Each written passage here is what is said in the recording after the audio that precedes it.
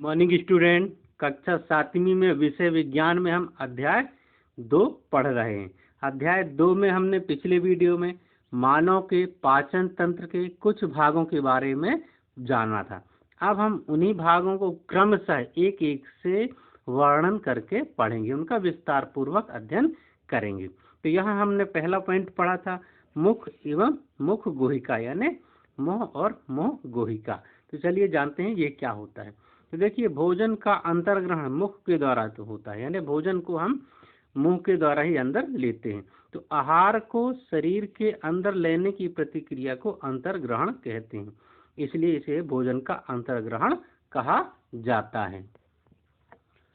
हम दांतों की सहायता से भोजन चबाते हैं और यांत्रिक विधि द्वारा उसे छोटे छोटे टुकड़ों में पीस लेते हैं।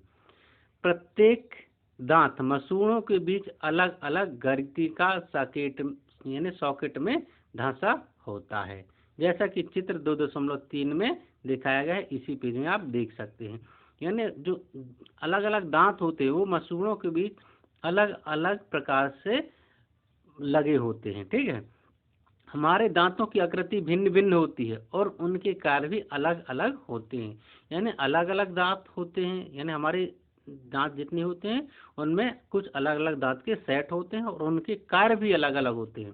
उनके कार्य के अनुसार उनके नाम भी अलग अलग दिए गए हैं, जैसा चित्र 2.3 में दिया गया है।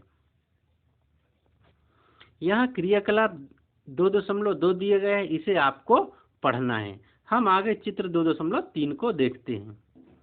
यहाँ चित्र 2.3 में दांतों की व्यवस्था और उनके दांत के यानी उनके प्रकार दिए गए हैं, तो इन्हें देखते हैं हम।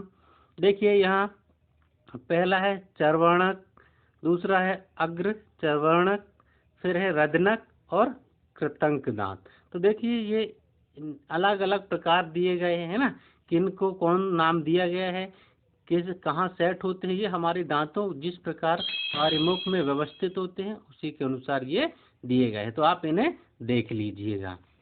अब हम और आगे पढ़ते हैं। हमारे मुख में एक लाला ग्रंथि होती है जो लाला रस यानी जिसे हम लार कहते हैं वो स्त्रावित करती है। तो क्या आप जानते हैं कि इस रस का भोजन पर क्या प्रभाव पड़ता है? तो चलिए हम इसके बारे में अगले वीडियो में जानेंगे। अभी हम दांतों के कुछ प्रकार, उनके कार्य जान लेते हैं। देखिए, यहाँ दांतों के प्रकार और दांतों की संख्या दी गई है, कितने निचले जबड़े में होते हैं, कितने ऊपरी जबड़े में होते हैं। इनको आपको इस सारणी में लिखना है।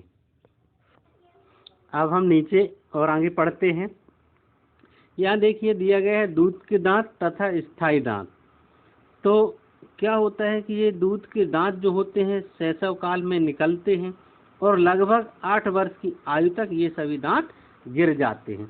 इन्हें दूध के दांत कहा जाता है। इन दांतों के स्थान पर फिर दूसरे दांत निकलते हैं जिन्हें स्थायी दांत कहते हैं, और वे स्थायी रहते हैं, वे बार बार नहीं गिरते, इसलिए इन्हें स्थायी दांत कहा जाता है। ठीक है, सामान्य स्वस्थ व्यक्ति के स्थायी दांत पूरे जीवन भर बने रहते हैं और वृद्धावस्था में ये गिरने लगते हैं। ठीक, तो हमने आज पढ़ा दांतों के बारे में और मुख गुहिका के बारे में। तो आज का टॉपिक यहीं समाप्त होता है। Thank you.